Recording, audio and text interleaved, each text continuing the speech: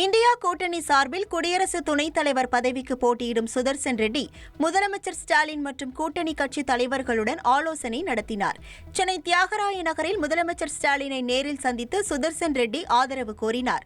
இந்த ஆலோசனைக் கூட்டத்தில் திமுக எம்பிக்கள், தமிழ்நாடு காங்கிரஸ் கமிட்டி தலைவர் செல்வ பெருந்தகை, மதிமுக பொதுச் செயலாளர் வைகோ, விசிக தலைவர் திருமாவளவன் உள்ளிட்ட கூட்டணி கட்சி தலைவர்கள் கலந்து கொண்டனர். இந்த நிகழ்ச்சியில் சுதர்சன் ரெட்டிக்கு முதலமைச்சர் ஸ்டாலின் திருவள்ளுவர் சிலை ஒன்றை பரிசாக வழங்கினார்.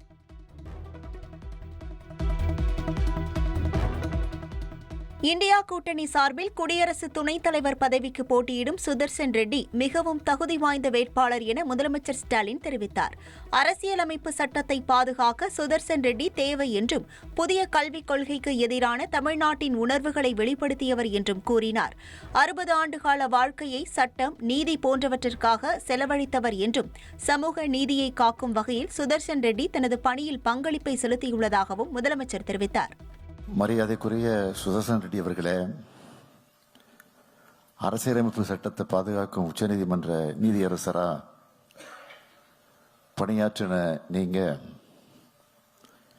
இந்திய குடியரசு துணைத் தலைவர் பொறுப்புக்கு மிகவும் தகுதி வாய்ந்தவர். கிட்டத்தட்ட தன்னுடைய 60 ஆண்டு கால வாழ்வை சட்டம், நீதி ஆகியவற்றுக்காக அர்ப்பணிச்சிருக்கிறார்.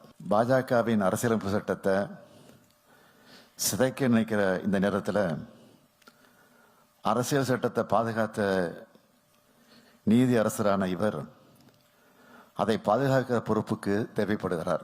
புதிய தேசிய கல்விக் கொள்கைக்கு எதிராக போராடுறது நம்முடைய கடமை. இது இந்த தேசத்துக்கு நாம் செய்ய வேண்டிய மிக முக்கியமான பணி. சட்ட ரீதியாகவும் மனித உரிமைகளுக்காகவும் போராடின, வாதாடின, தீர்ப்பு வழங்கின மாண்புமை சுதர்சன் ரெட்டி அவர்கள் இந்திய ஜனநாயகத்தை காக்க, நாடாளுமன்ற மரபுகளை காக்க, மக்களாட்சியை காக்க, அரசியலமைப்பை காக்க குடியரசு துணைத் தலைவராக வெற்றி பெற்று வரணும்னு வாழ்த்தி விடைபெறுகிறேன்.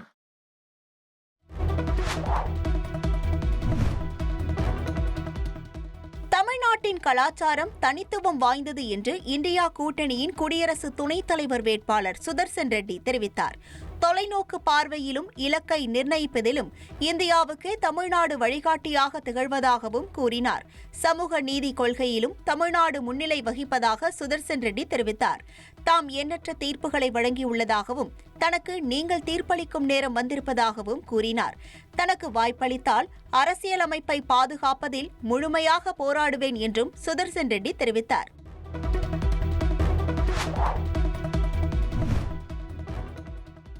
DRDO நிறுவனத்தின் புதிய வான் பாதுகாப்பு ஆயுத சோதனை ஒடிசா கடற்கரையில் வெற்றிகரமாக நடத்தி முடிக்கப்பட்டது. புதிய வான் பாதுகாப்பு அமைப்பில் இந்தியாவில் தயாரிக்கப்பட்ட தரையிலிருந்து துரித எதிர்வினையாற்றும் ஏவுகணை, குறுகிய தூர விமான எதிர்ப்பு ஏவுகணை மற்றும் லேசர் சக்தியால் இயங்கும் ஆயுதம் ஆகியவை உள்ளன. பல அடுக்கு பாதுகாப்பு திறனுடன் உருவாக்கப்பட்ட இந்த புதிய ஆயுத அமைப்பு எதிரி விமானங்கள் மற்றும் ட்ரோன்களை விரைவாக தடுத்து அழிக்கும் வகையில் தயாரிக்கப்பட்டுள்ளது. இதன் முதல் சோதனை ஒடிசா கடற்கரையில் வெற்றிகரமாக நடத்தி முடிக்கப்பட்டதாக DRDO நிறுவனம் தெரிவித்துள்ளது.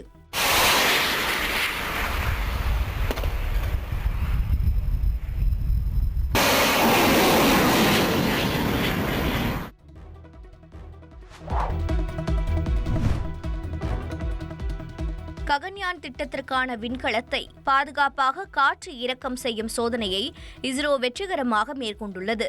ககன்யான் திட்டத்திற்காக ஆளில்லாத விண்கலனை விண்ணில் செலுத்தி பரிசோதனை மேற்கொள்ள இந்தியா திட்டமிட்டுள்ளது. இந்த திட்டத்திற்காக தயாரிக்கப்பட்ட விண்கலத்தை பாதுகாப்பாக ஸ்பிளாஷ் டவுன் செய்யும் சோதனையை இஸ்ரோ மேற்கொண்டது. இதில் 3 பாராசூட் உதவியோடு விண்கலன் பாதுகாப்பாக தரையிறக்கம் செய்யப்பட்டது.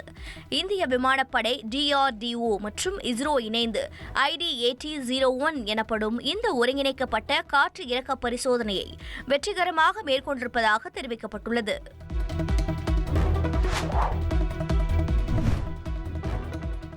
தமிழ்நாட்டில் எந்த பகுதியிலும் ஹைட்ரோ கார்பன் திட்டங்களுக்கான அனுமதியை தமிழ்நாடு அரசு வழங்காது என அமைச்சர் தங்கம் தென்னரசு உறுதியாக அறிவித்தார். ONGC நிறுவனமானது ராமநாதபுரம் மாவட்டத்தில் ஹைட்ரோ கார்பன் ஆய்வு செய்ய விண்ணப்பித்திருந்த நிலையில் மாநில சுற்றுச்சூழல் தாக்க மதிப்பீட்டு ஆணையம் அனுமதியை வழங்கியுள்ளது. இதையடுத்து வழங்கப்பட்ட அனுமதியை உடனே திரும்ப பெறுமாறு தமிழ்நாடு அரசு அறிவுறுத்தியுள்ளது. மேலும் விவசாயிகள் மற்றும் பொதுமக்கள் நலனுக்கு எதிரான எந்த ஒரு திட்டத்தையும் தமிழ்நாட்டின் எந்த பகுதியிலும் அனுமதிக்க முடியாது என்பதே தமிழ்நாடு முதலமைச்சர் மு.க. ஸ்டாலின் அவர்களின் திடமான கொள்கை என அமைச்சர் தங்கம் தென்னரசு தெரிவித்துள்ளார்.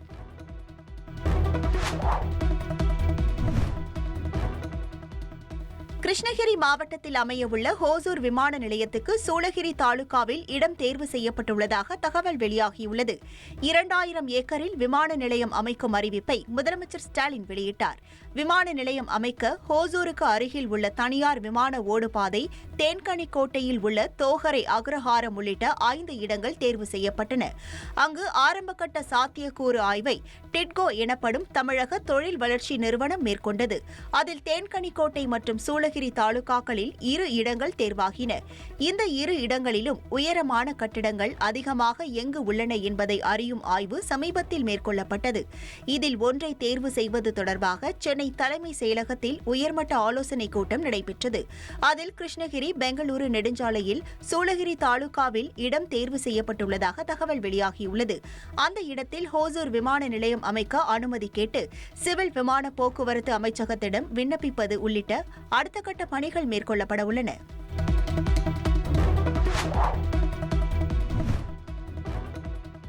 பள்ளிக்கல்வித்துறையில் ஆசிரியர்கள், ஊழியர்களின் கல்வி சான்றிதழ்களின் உண்மை தன்மையை ஆய்வு செய்து அறிக்கை அளிக்க உத்தரவிடப்பட்டுள்ளது. பள்ளிக்கல்வித்துறையில் போலி சான்றிதழ்களை கொடுத்து ஆசிரியர்களாகவும் பிற ஊழியர்களாகவும் பலர் பணியாற்றி வருவதாக கூறப்படுகிறது. அரசு பணிகளில் புதிதாக சேரக்கூடியவர்களின் கல்வி சான்றிதழ்களின் உண்மை தன்மையை உடனுக்குடன் பரிசோதனை செய்யாததன் காரணமாக ஆண்டு கணக்கில் பலர் போலி சான்றிதழ்களை கொடுத்து பணிபுரிவதாக சொல்லப்படுகிறது. எனவே இந்த ஆண்டு இறுதிக்குள் அனைத்து வகை ஆசிரியர்கள் மற்றும் ஊழியர்களின் 10ஆம் வகுப்பு, 12ஆம் வகுப்பு மற்றும் இதர கல்வி சான்றிதழ்களின் உண்மை தன்மையை ஆய்வுக்கு உட்படுத்தி அறிக்கை அளிக்க வேண்டும் என பள்ளிக்கல்வித்துறை உத்தரவிட்டுள்ளது. இது தொடர்பான சுற்றறிக்கை மாவட்ட கல்வி அலுவலர்களுக்கு அனுப்பப்பட்டுள்ளது.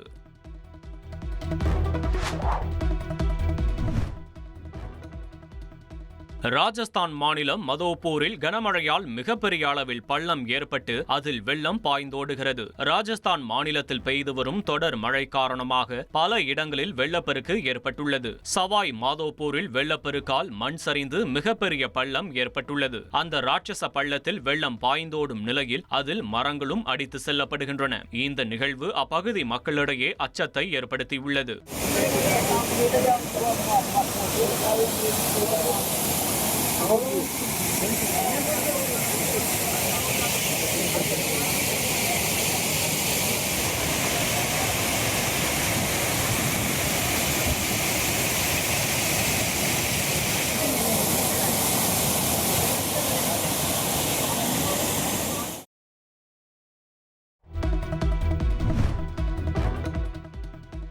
போரில் ரஷ்யாவுக்கு எதிராக அமெரிக்க ஏவுகணைகளை யுக்ரைன் பயன்படுத்தக்கூடாது என பென்டகன் திடீர் கட்டுப்பாடு விதித்துள்ளது.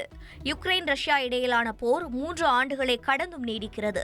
அமெரிக்க அதிபர் டொனால்ட் ட்ரம்ப் மற்றும் ரஷ்ய அதிபர் புட்டின் அண்மையில் அலாஸ்காவில் நடத்திய பேச்சுவார்த்தையில் உடன்பாடு எட்டப்படவில்லை. யுக்ரைனுக்கு அமெரிக்கா ஆயுதங்கள் வழங்கிய நிலையில் அமெரிக்க தயாரிப்பு நீண்ட தூர ஏவுகணை அமைப்புகளை யுக்ரைன் பயன்படுத்தக்கூடாது என அமெரிக்க ராணுவ தலைமையகமான பென்டகன் அறிவுறுத்தியுள்ளதாக அமெரிக்க அதிகாரிகள் கூறியுள்ளனர்.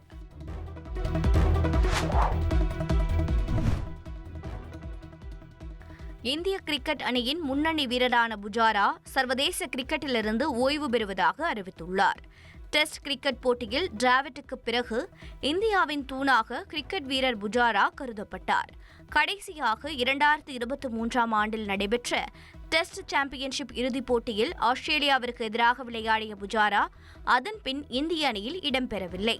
மொத்தம் 103 டெஸ்ட் போட்டிகளில் விளையாடி 19 சதங்கள், 43.60 சராசரியில் 7195 ரன்களை எடுத்துள்ள புஜாரா தற்போது ஓய்வு முடிவை அறிவித்துள்ளார்.